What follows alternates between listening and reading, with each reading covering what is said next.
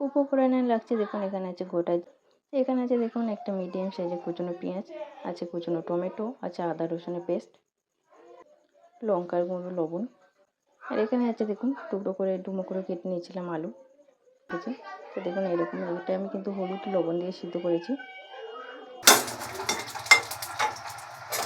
Colour চলে এসেছে। এর মধ্যে দিয়ে দেবো টমেটো, দিয়ে দেবো আদা রসুনের পেস্ট, দিয়ে খুব একসঙ্গে এটা খুব ভালো করে কষে নেবে।